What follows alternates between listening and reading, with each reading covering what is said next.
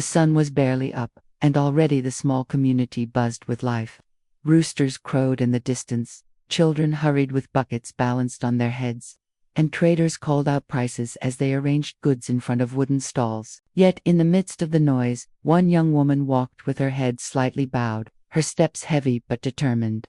Her name was Amara. Amara's clothes were faded, her slippers nearly worn out, and her face carried the tired look of someone fighting battles too big for her shoulders. Yet, even with her rounded belly showing the life growing inside her, she pressed forward. She was poor, yes, but her spirit had not broken. Each day, she told herself she had to survive not for herself, but for the child who kicked gently inside her. Her mornings often began with hunger. Many times, Amara skipped meals, pretending she wasn't hungry, so that whatever little food she managed to get could last longer. She took on small jobs washing clothes for wealthier neighbors, carrying goods at the market, or even sweeping compound yards just to earn a few coins. Still, it was never enough. The heaviest weight she carried was not the child in her womb, but the debt of 2,000 naira she owed at Madame Bisi's store. It wasn't much in the eyes of others, but to Amara, it was like a mountain she couldn't climb. That money had gone into essentials, gari beans, and a small bar of soap.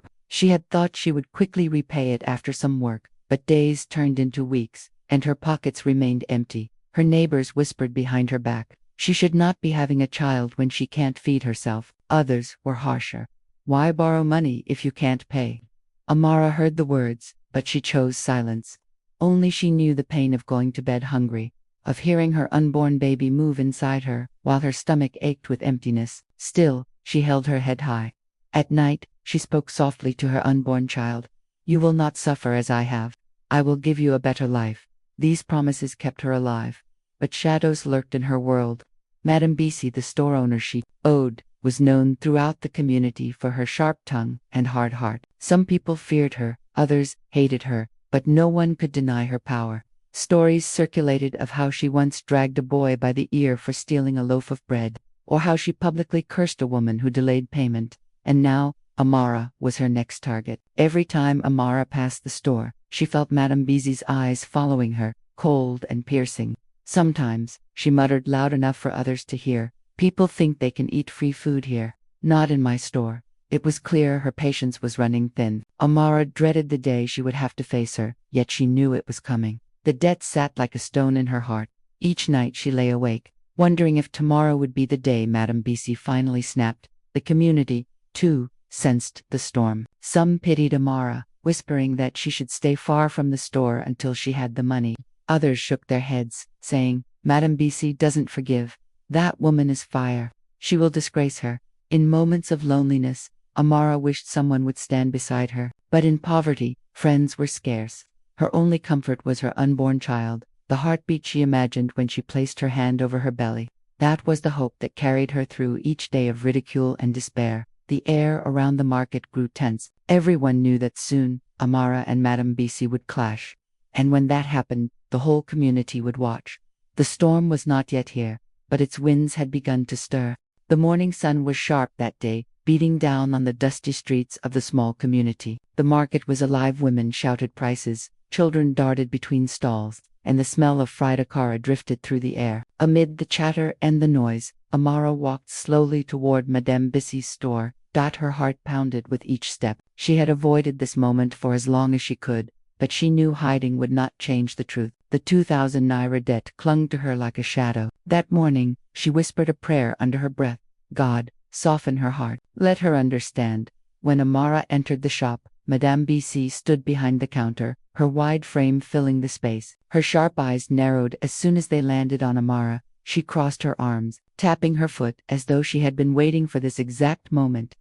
Amara, she said loudly, her voice slicing through the chatter of customers. So, you finally found the courage to show your face in my shop. Amara lowered her gaze, her voice trembling yet polite. Good morning, Madame Bisi. I came to explain. Please, I have not forgotten what I owe you. Times are hard, but I will pay you back. I only need a little more time. The shop grew quiet. Customers paused, curious to see what would unfold. Some shifted uncomfortably, knowing how cruel Madame Bisi's tongue could be. Madame Bisi barked, her lips curling into a bitter smile. Have you not already wasted enough of my time? 2,000 naira, just 2,000, and you've been parading up and down this community as if you have no shame. Her words cut deep. Amara clasped her hands over her stomach protectively, feeling the weight of humiliation pressing down on her. I am not proud, madame. I only ask for mercy. The child in my womb. Don't bring your child into this, Madame BC snapped, slamming her palm on the counter. The sound startled even the children peeking from the doorway. If you cannot take care of yourself, why carry another mouth to feed? Women like you are a disgrace. Gasps rippled through the store. Some customers whispered, others shook their heads. A few opened their mouths to speak,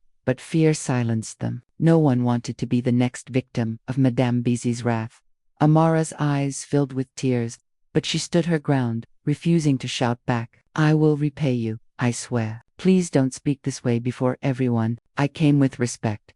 Respect was the last thing Madame Bizi wanted. Her anger flared hotter, fed by the attention of the crowd. She stepped from behind the counter, her thick wrapper swaying as she advanced toward Amara. Respect. You call this respect? Do you think you can eat free food in my shop and then hide behind tears? No. Today you will learn a lesson. Before anyone could stop her, Madame Bizi struck Amara across the face. The slap rang out like a whip crack. Amara staggered back, clutching her cheek, her tears spilling freely now. Madame, please. A young man at the back tried to intervene, but Madame Bizi raised her hand again, this time shoving Amara hard against the wooden shelves. Cans rattled and tumbled to the ground. 2,000 naira, she shouted, her voice trembling with rage. You think I am begging for it? Do you think I don't have children to feed too? Who do you think you are? The crowd shifted nervously, some pleading Madame Bizi. Stop, she is pregnant, but the pleas only seemed to fuel her fury.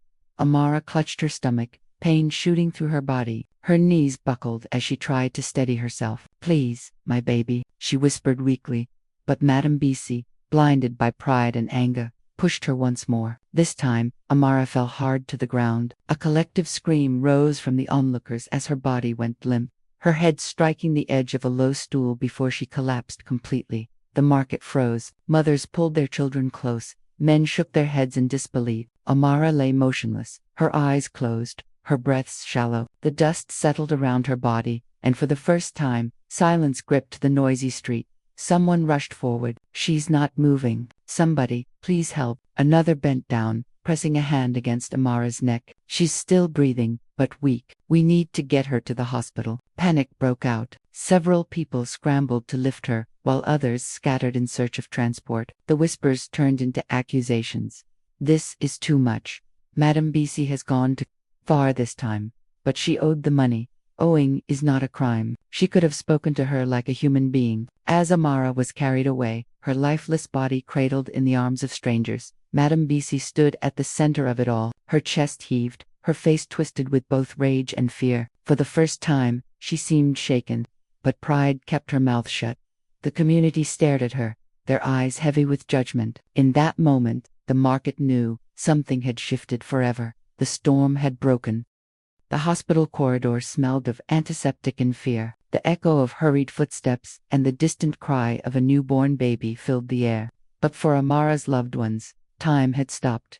Amara lay on a narrow bed inside the emergency ward. Tubes ran into her arms, machines beeped steadily, and her body was still too still. Her face was pale, her lips dry, and her swollen belly rose and fell faintly with each fragile breath. The doctors worked quickly, voices low but urgent, as they fought to save both mother and child. Outside the ward, Amara's younger brother, barely in his teens, sat trembling on a wooden bench. Tears streamed down his cheeks as he whispered, "Please, God, don't take her. Don't take my sister."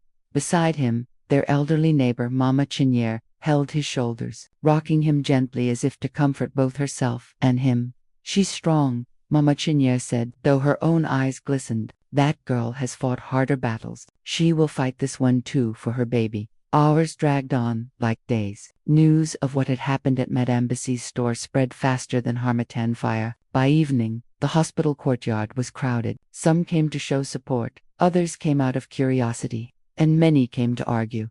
"She brought this on herself," one man muttered. "Why borrow money when you can't pay?" Another woman turned sharply toward him. "And does that mean she deserves to be beaten into a coma? For 2,000 naira, A pregnant woman. Where is your conscience? The debate raged, but the truth hung heavy. Amara's life balanced on the edge of a knife, and no amount of gossip could change that. Meanwhile, back at her store, Madame Bisi showed no sign of regret. She paced behind her counter, hissing at anyone who dared question her actions.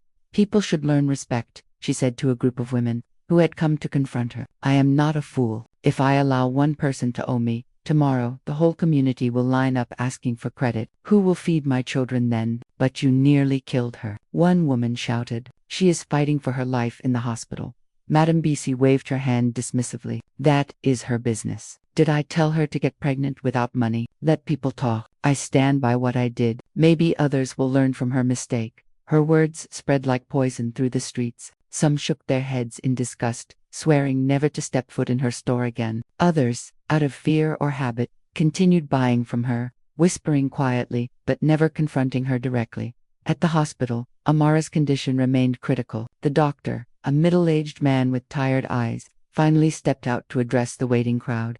She is in a coma, he said gently. Her body is weak, but the child is still alive. We are doing all we can, but the next few days will decide everything. A heavy silence fell. Some wept openly. Others clasped their hands in prayer. Mama Chinyere lifted her voice, trembling but firm. God of mercy, we place Amara and her child in your hands. Let life, not death, have the final say that night. As the community lay restless, whispers of justice began to rise. Youths gathered under the mango tree near the market, their voices angry and determined.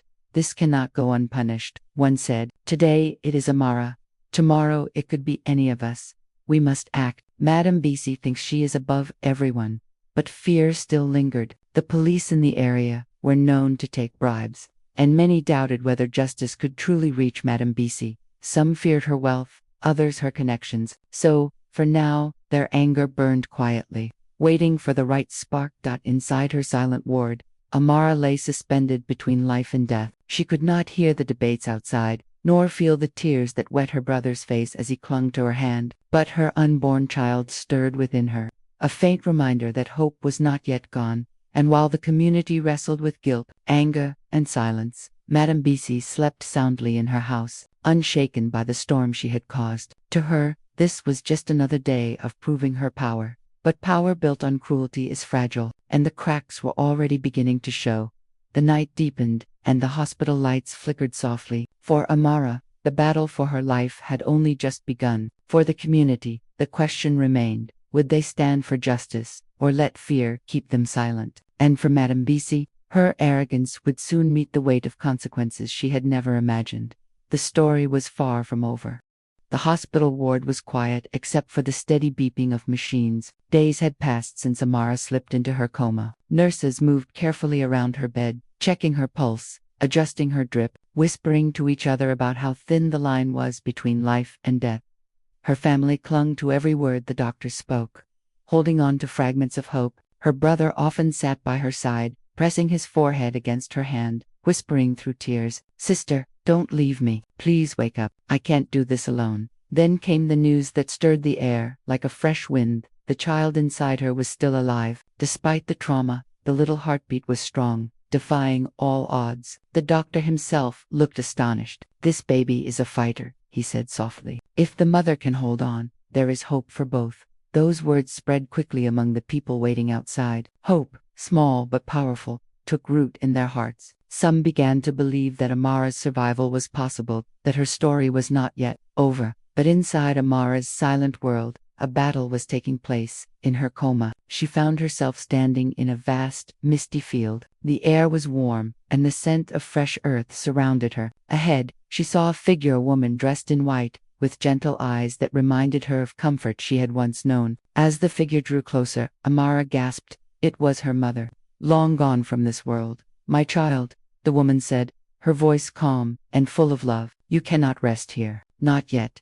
Tears rolled down Amara's cheeks in the dream. "Mama, I am so tired. Life has beaten me down. There is nothing left for me." Her mother reached out, placing a hand over Amara's stomach. "But there is something left. Listen." Amara closed her eyes, and then she heard Ita's heartbeat, steady and strong, echoing in the air around her. It was the sound of her unborn child, calling her back, begging her to live. "You must fight," her mother said firmly. For this child, for your future. The world has tried to break you, but you were not made to be broken. Get up, Amara, live. The mist began to fade. Amara tried to hold on, but her mother's image slipped away, leaving only the sound of that tiny heartbeat in her ears. Back in the hospital bed, Amara's fingers twitched faintly, a small but powerful sign of life. Her brother cried out, "Doctor!" She moved. The nurses rushed in, hope flooding the room, while Amara battled silently. The outside world was beginning to change. The youths who had gathered under the mango tree grew restless. The story of Amara's suffering had touched something deep in them. They saw their own mothers, sisters, and daughters in her pain. Enough was enough. They printed flyers, demanding justice, chanting in the streets that Madame Bisi must be held accountable. They stood outside her shop with placards. No woman deserves this. Justice for Amara. 2,000 naira is not a life. The protests grew louder each day. Traders closed their stalls to join in. Mothers carried babies on their backs while shouting for justice. Even children followed, repeating the chants they had heard. For the first time, Madame Bisi's shop stood empty. No customers came. Her shelves gathered dust. People who once feared her now crossed the street to avoid her. At first, she laughed bitterly, waving off the protests as childish noise. But when the police arrived at her doorstep with questions, her laughter faded. "This is nonsense," she spat. "I did nothing wrong. She owed me money. That's all." But her voice shook slightly. For the first time, the cracks began to show. Her nights grew restless. She dreamed of Amara's pale face, of the silence that followed her collapse, of the crowd's accusing eyes. Each morning she woke up drenched in sweat, her heart racing. Still, she put on her mask of pride during the day, pretending she was untouchable. But the community was no longer silent. The fear that had once protected her had turned against her. Her power was crumbling. End in the hospital. Amara's body fought to answer her mother's call. Her spirit was rising, carried by the strength of the tiny heartbeat within her. The turning point had come. The battle was no longer only hers, it belonged to the entire community. The tide had shifted, and Madame Bisi's reign of fear was beginning to collapse.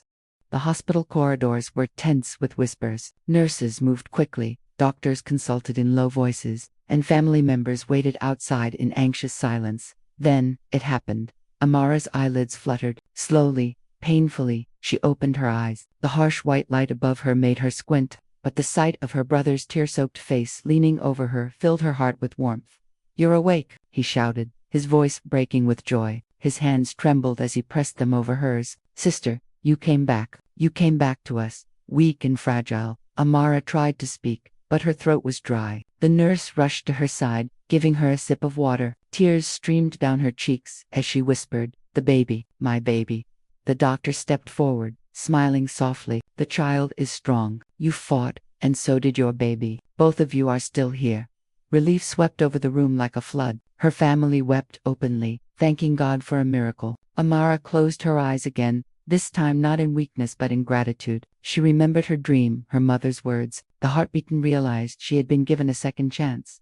But outside those hospital walls, a storm was brewing. The protests had grown larger, louder, impossible to ignore. Market women, students, elders, and even children marched with banners. The chants shook the air. "Justice for Amara. No woman deserves this." The story had spread beyond the village. News reporters arrived with cameras, broadcasting the injustice to the entire region. Madame Bisi's face was plastered on screens, her name whispered with anger and disgust. Her once thriving shop was now deserted. Rotten tomatoes lay on the ground, thrown at her door. She sat inside, staring at the empty shelves, her pride dissolving into fear. One evening, as the protests grew unbearable, Madame Bisi stormed out of her shop, her voice hoarse with fury. "Why are you all against me?" She screamed at the crowd. "She owed me money. Just 2,000 naira. Do you know how many people owe me? Do you know what it costs to run a business?" But her words were drowned by the chants of the people. They no longer feared her. She was no longer the untouchable giant she believed herself to be. The police, pressured by the protests and the media, finally summoned her. She was charged with assault and reckless endangerment. For the first time, Madame Bisi stood before the law. Her head bowed as flashes from cameras blinded her. Amara, still weak, watched the news from her hospital bed. She didn't rejoice. She didn't clap or shout. Instead, tears filled her eyes. "Why?" she whispered to her brother. Why did it have to come to this? If she had only shown kindness, her heart ached, not just for herself, but even for Madame Bisi.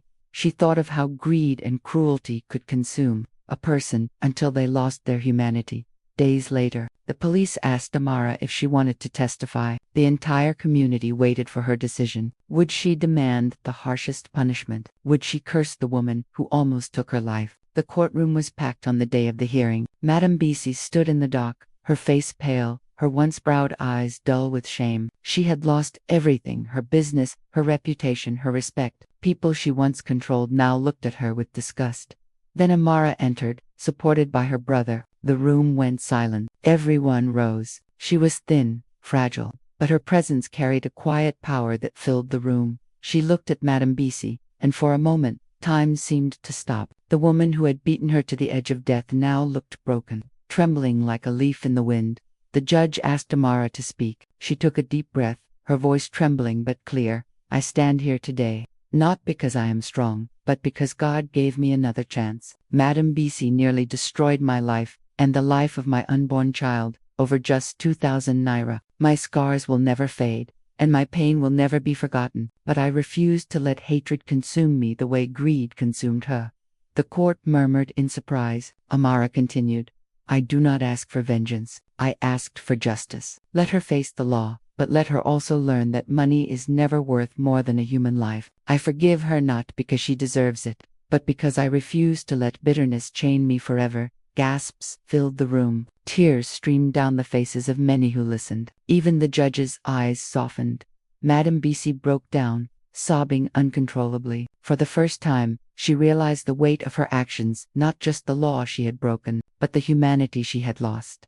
The court sentenced her to prison time and ordered her to pay restitution to Amara's family. It was not just punishment, it was a message to all who believed cruelty could go unchecked. As Amara left the courtroom, the crowd outside erupted in cheers. People lifted her name in songs, praising her courage. She was no longer just a victim, she was a symbol of hope, resilience, and the power of forgiveness. That night, as she lay in her hospital bed, her hand resting gently on her stomach, she whispered to her child, we survived. We were not broken. And one day, you will know that love is stronger than hate. In the silence of that moment, with her family surrounding her, and the chants of support still echoing outside, Amara knew this was not just her redemption, it was the redemption of an entire community. Madame Bisi's fall was a warning. Amara's survival was a miracle. And the choice to forgive, rather than hate, was the beginning of healing.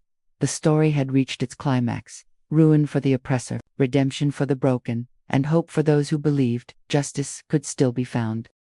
The weeks after the trial brought a strange calm to the community. The chants of protest faded, the noise of reporters quieted, and life slowly returned to its rhythm. Yet nothing was quite the same. Madame Bisi's store, once the busiest in the market, stood empty. Its windows were shattered, its walls marked with angry words, "Greed kills." Nobody dared to buy from it, even after the police sealed it shut. For years, Madame Bisi had been feared and respected. Now she was spoken of only in whispers, her name a warning, not an honor. Inside her small home, she sat alone, no longer dressed in the fine lace she once wore with pride. Instead, she wore plain clothes, her face hollow from sleepless nights. She replayed Amara's words in her mind, I forgive you, but let justice take its course.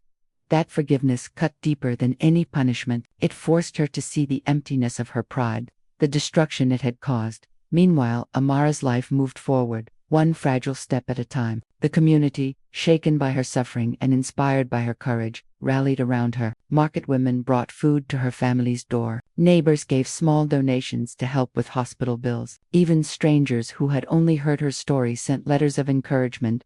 Amara, once invisible in her poverty, now became a symbol of survival. Yet she remained humble. When visitors praised her strength, she would smile faintly and say, I only did what I had to do for my child.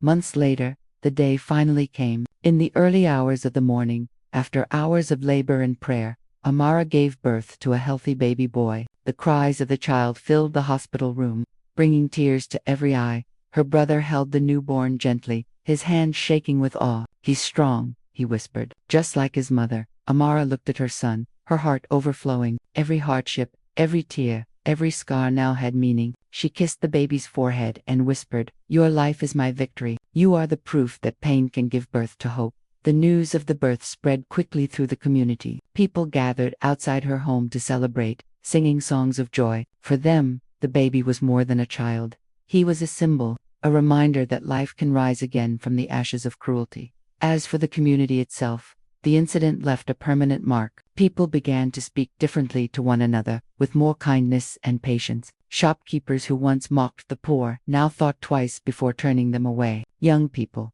inspired by the protests, started groups that helped struggling families with food and small loans. It was as if Amara's suffering had awakened a new spirit of compassion. One evening, weeks after her son's birth, Amara sat outside her home, cradling her baby while watching the sunset. A group of children played nearby, laughing freely. Her brother came to sit beside her. "You've changed this place," he said quietly. "People will remember what happened, but more importantly, they'll remember how you faced it with strength, with grace."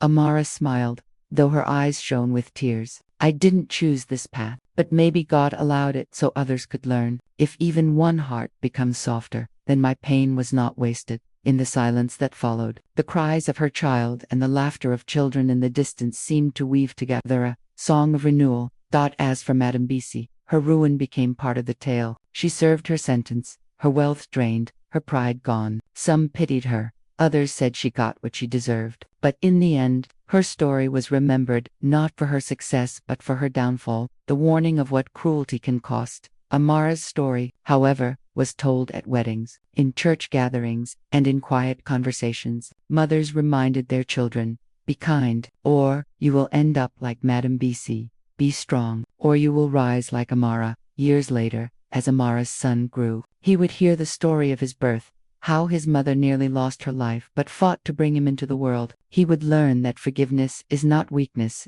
and that justice is not revenge. The legacy of Amara's struggle became more than a single tragedy. It became a lesson that echoed through the years, that poverty does not erase dignity, that cruelty can destroy, but compassion can heal, that even in the darkest storms, hope can still be born.